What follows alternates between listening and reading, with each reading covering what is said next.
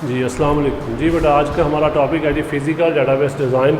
हम इसके बारे में पढ़ेंगे जी आज कि फ़िज़िकली तौर पे हम डेटाबेस को कैसे डिज़ाइन करेंगे, क्या तरीक़ाकार होगा। ये लास्ट स्टेज होती है डिज़ाइन फ़ेज़ की।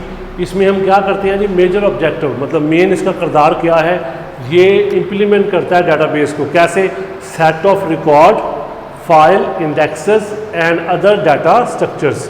यानी जब हमने ठीक है तो डाटा को रैकर्ड्स की शक्ल में, फाइल्स की सूरत में, इंडेक्सेस की सूरत में तब्दील करना है, वो अमल क्या कहलाता है, फिज़िकल डिज़ाइन कहलाता है। ठीक है जी। मसलन क्या मतलब उसका कहने का कि जब हमने उसका टेबल बनाना है, उसको रैकर्ड्स की सूरत में बदलना है, उसकी फाइल्स बनानी है और उसके बाद उसको इंडेक्सेस में चेंज करना है और उसके अलावा उसका स्ट्रक्चर डिफाइन करना है, तो उस अमल को हम फिज़िकल डेटाबेस डिज़ाइन कहते हैं। अब फिज़िकल डेटाबेस डिज़ाइन के कुछ कंपोनेंट्स हैं जो कि हम पढ़ेंगे आज।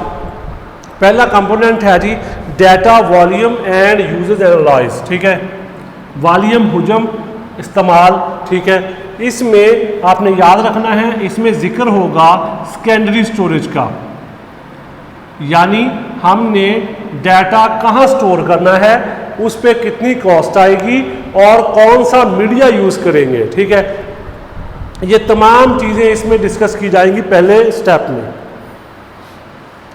ठीक है जी। इसमें क्या करेंगे जी, देखें ज़रा, used to estimate size, volume, patterns of database. अब डेटाबेस में हमें कितना साइज चाहिए, यानी हमारी जो डेटाबेस है वो कितनी जगह घेरेगा, वो हमने अंदाज़ा लगाना है। दूसरी चीज़ हमने जो अंदाज़ा लगानी है वो है पैटर्न।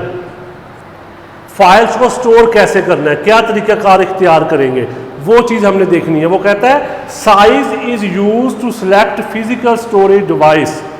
हम देखेंगे कि हम उससे अंदाज़ा लगाएंगे हमें कौन सी स्टोरेज डिवाइस चाहिए और डिटरमिन कॉस्ट, और उसके ऊपर खर्चा कितना आएगा, और उसके ऊपर खर्चा कितना आएगा ये देखेंगे। ठीक है जी। Size is use to select physical storage devices. एक तो हमने क्या करना है, फिजिकल स्टोरेज डिवाइसेस को सिलेक्ट करना है और साथ में डिटरमिन कॉस्ट और उसके ऊपर खर्चा कितना आएगा वो देखेंगे। Patterns use to select, size ने बताना है जगह कितनी चाहिए।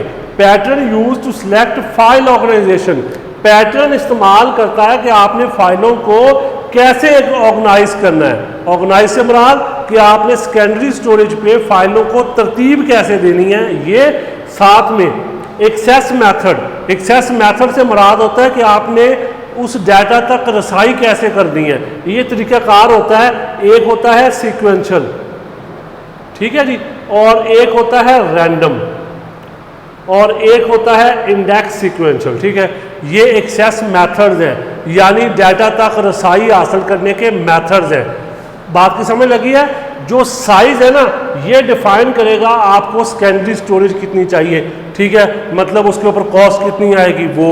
और जो पैटर्न है वो आपको बताता है एक तो फाइल ऑर्गेनाइजेशन कौन सा यूज़ करना है, और साथ में एक्सेस मेथड क्या होगा, यानी डाटा आपने कैसे सेव करना है, किस तरतीब से करना है, वो एक्सेस मेथड होता है, और उस तक रसाई कैसे होगी। ये पहला कंपोनेंट। दूसरा जी डाटा डिस्ट्रीब्यूशन स्ट्रैटेजी। अब अगर हम एक ऐसे सिस्टम में काम कर रहे हैं जो नेटवर्क एनवायरनमेंट है और उसमें बड़ी डेटाबेस है और वो ठीक है उसमें डाटा भी ज़्यादा बड़ी मिकदार में है और वो ज़्यादा वास्ट एरिया कवर करता है, तो वहाँ पे फिर हमने डिसाइड करना होता है कि हम अपना डाटा कहाँ रखें, किस जगह रखें। ठीक है, उस डाटा को रखने के लिए हमें कोई ना कोई सोर्स चाहिए, मतलब क्या तरीक़ाकार इख्तियार करें। आप इसकी मिसाल मैं आपको देता हूँ, आपको आसानी से समझ आ जाएगी। हमारे पास नादरा है, एक डाटाबेस है जी। ठीक है, अब नादरा पूरे पाकिस्तान की डाटाबेस है, एक पंजाब की नहीं है, सिंध की नहीं है। ठीक है, तो अब उन्होंने क्या किया, उनको कोई ना कोई तो ये सोचा होगा ना कि डाटा एक सेंट्रल पॉइंट पे रखना है या चारों ने अलग अलग रखना है। ठीक है, तो उन्होंने वो मतलब तरीक़ाकार कि डिस्ट्रीब्यूट, मतलब डाटा आपका मेन कहाँ पे होना चाहिए। ठीक है, वो कहता है कि organizations using distributed network, problem is that they have to decide and select node और site in network which data locate physically. हमने वो जगह ढूंढनी है, उस जगह का इंतखाब करना है जहां पे डाटा आपका फिजिकली लोकेट करे, जहां पे आपका डाटा फिजिकली लोकेट करे, हमने वो जगह ढूंढनी है उसको, ठीक है, हम उस जगह पे डाटा अपना से रखेंगे। डिस्ट्रीब्यूशन से मुराद होता है तकसीम करना, आपने अपना डाटा कहाँ रखना है, तकसीम कैसे करना है, वो चीज़ हम इसमें डिसाइड करेंगे। तो उसने यहाँ पे तरीके बताए हैं जी, 4 तरीके हम यहाँ पे पढ़ेंगे जी। पहला तरीका है जी सेंट्रलाइज्ड, ठीक है। सेंट्रलाइज में क्या करेंगे, all data locate single site, तमाम डाटा एक जगह पे रख देंगे, तमाम डाटा एक जगह पे रख देंगे सेंट्रल पॉइंट पे, और सारे उसको चला लेंगे। इसमें प्रॉब्लम ये आएगा कि लोकल जो एक्सेस है ना वो मुश्किल हो जाएगी। अब फॉर एग्जांपल पंजाब वालों को सिंध के डाटा से कोई गर्ज नहीं है, तो वो उनको वो भी साथ में एक्सेस करना पड़ेगा। Partition, data is divided into partition और फ्रैगमेंट्स, डाटा को क्या कर दिया जाता है, पार्टीशन या फ्रैगमेंट्स में चेंज कर देते हैं, हिस्से बना दिए जाते हैं उसके, ठीक है, यानी उसको डिवाइड कर देते हैं हिस्सों में। उसके बाद आता है जी रिप्लिकेट, नकल तैयार करना। रिप्लिकेट का मतलब क्या है, नकल तैयार करना, ठीक है। आप एक डाटाबेस की कॉपी बनाएं और उसको 2-3 जगहों पे सेव कर दें, वो होगा रिप्लिकेट। सेम डाटाबेस की कॉपी बना के उसको 2-3 जगहों पे रखना, वो अमल क्या कहलाता है, रिप्लिकेटेड कहलाता है, ठीक है जी। वो कहता है full copy of database is assign to more than one site, यानी एक ही कॉपी है और उसको तो 2-3 जगहों पे रखा जा रहा है, वो कहलाता है रिप्लिकेट। एक होता है हाइब्रिड, इसमें 2 चीज़ें आपने याद रखनी है, एक होता है क्रिटिकल और एक होता है नॉन। कुछ चीज़ें ऐसी होती हैं जो ज़्यादा हम इस्तेमाल करते हैं, जो ज़्यादा अहम होती हैं, जो फ्रीक्वेंट इस्तेमाल करते हैं, वो क्रिटिकल में आएंगी। कुछ चीज़ें ऐसी होती हैं वो जो हम हर वक्त इस्तेमाल नहीं करते, वो नॉन क्रिटिकल में आएंगी। वो कहता है जी आप डाटा को 2 हिस्सों में डिवाइड कर लें, जो चीज़ ज़्यादा इस्तेमाल हो रही है उसको क्रिटिकल में रख लें, जो कम हो रही है उसको नॉन क्रिटिकल में रख लें। इस तरह आप आसानी के साथ अपने डाटा को एक्सेस कर सकते हैं, आपको ज़्यादा, ठीक है, उसमें, ठीक है, नहीं करना पड़ेगा, ठीक है जी। यानी हाइब्रिड क्या करता है, क्रिटिकल और नॉन क्रिटिकल 2 हिस्से बनाता है, जो ज़्यादा अहम या ज़्यादा इस्तेमाल होने वाली चीज़ है उसको सबसे शेयर कर देगा, जो नॉन क्रिटिकल है उसको सब शेयर नहीं करेगा, ठीक है। ये डिस्ट्रीब्यूशन स्ट्रैटेजी होता है। तीसरा कंपोनेंट जी file organization, physically arranging record of file on secondary devices, secondary devices पे फाइलों को अरेंज करना, ये अमल क्या कहलाता है, फाइल ऑर्गेनाइजेशन कहलाता है, ठीक है। System design must recognize several constraints, इसके लिए हमें फिर कुछ रूल्स को फॉलो करना पड़ेगा फाइल ऑर्गेनाइजेशन को, ठीक है, चलाने के लिए। वो रूल्स कौन से हैं, physical characteristics of secondary storage, secondary storage की खसूसियात क्या है। दूसरे नंबर पे ऑपरेटिंग सिस्टम कौन सा है, फाइल सिस्टम कौन सा है। तीसरे नंबर पे यूज़र की क्या रिक्वायरमेंट है डाटा को स्टोर और एक्सेस करने में, ठीक है। 3 चीज़ें उसने बताई हैं, सेकेंडरी स्टोरेज की खसूसियात क्या है, फाइल सिस्टम और ऑपरेटिंग सिस्टम कौन सा अवेलेबल है, और यूज़र की क्या ज़रूरियात है डाटा को स्टोर और एक्सेस करने में, रसाई हासिल करने में। ये 3 पॉइंट होते हैं जो फाइल ऑर्गेनाइजेशन में हमें फेस करने पड़ते हैं, इनको मद्देनजर रख के हम, ठीक है, आगे चलते हैं।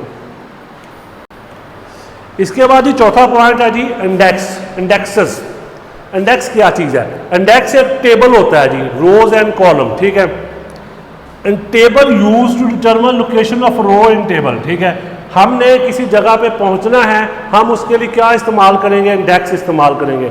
इंडेक्स से क्या मुराद है कि इंडेक्स वो तरीक़ाकार, ठीक है, जो कि किसी चीज़ को सर्च करने में हेल्प करता है। यानी इंडेक्स एक ऐसी फाइल है जो टेबल की सूरत में होती है और किसी रो की जो लोकेशन होती है उस तक पहुंचने में इस्तेमाल होती है, ठीक है।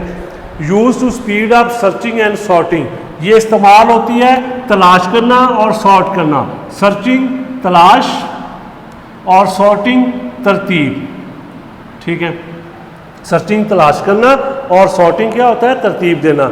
इंडेक्स एक ऐसी फाइल है ये दोनों अमल आसान कर देती है। आपने कोई चीज़ तलाश करनी है वो भी आसानी से हो जाती है और आपने कोई चीज़ तरतीब देनी है वो भी हो जाती है, ठीक है। आगे आता है परफॉर्मेंस इम्प्रूव विद इंडेक्स, आपके सिस्टम की परफॉर्मेंस जो है वो इम्प्रूव हो जाती है इंडेक्स से।